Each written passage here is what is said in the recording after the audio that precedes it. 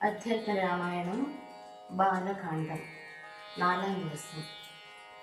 ഭൂമിയുടെ ഭാരം തീർക്കുന്നതിനായി ബ്രഹ്മാദി ദേവതകളുടെ പ്രാർത്ഥന മൂലം പാൽക്കടലിൽ പള്ളി കൊള്ളുന്ന സാക്ഷാൽ ശ്രീനാരായണൻ സൂര്യവംശ രാജാവായ ദശരഥപുത്രനായി പിറക്കുകയും രാക്ഷസ രാജാവായ രാവണനെയും മറ്റും യമപുരിയിലേക്ക് അയച്ച ശേഷം പരബ്രഹ്മത്തിൽ ലയിക്കുകയും ചെയ്തു. ആ വേദാന്ത വാക്യം വേദ്യനായ ശ്രീരാമന്റെ പാദകമലത്തിൽ ഞാൻ വന്ദിക്കുന്നു. ഉമാമഹേശ്വര സംവാദം. കൈലാസാചലേ സൂര്യകോടി ശോഭിതേ വിമലാലയേ രത്നപീഠേ സവിഷ്ടം ധ്യാനനിഷ്ടം ഭാലലോചനം മുനിസിദ്ധദേവാദിസേവ്യം നീലലോഹിതം നിജഭകാരം വിശ്വേശ്വരം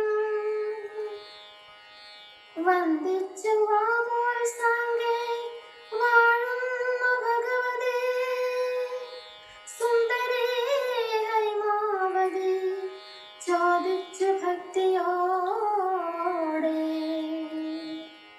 സർവാത്മാവായ നാഥ പരമേശ്വര പോറ്റി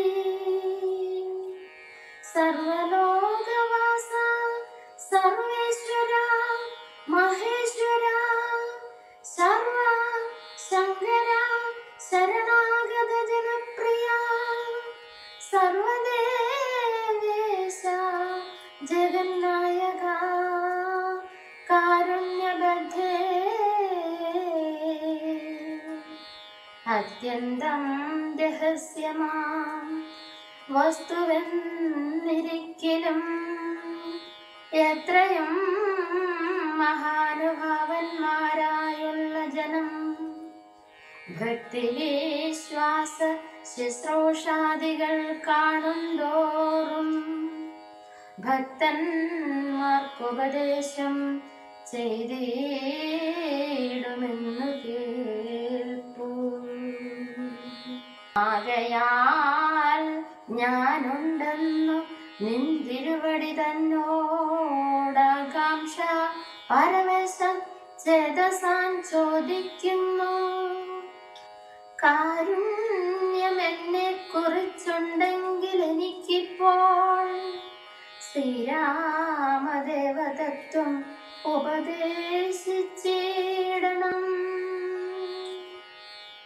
തത്വഭേദങ്ങൾ വിജ്ഞാന ജ്ഞാനവൈരാഗാദി ഭക്തിലക്ഷണം സാഖ്യായോഗഭേദാദികളും ക്ഷേത്രോപവാസ ഫലം യാഗാദി കർമ്മഫലം തീർത്ഥസ്നാനാദിഫലം ദാനധർമാദിഫലം വർണ്ണധർമ്മങ്ങൾ പുനരാശ്രമധർമ്മങ്ങളും എന്നിവയെല്ലാം എന്നോടൊന്നൊഴിയാതെ വണ്ണം നിന്തിരുവടി അരുൾ ചെയ്തു കേട്ടതുമൂലം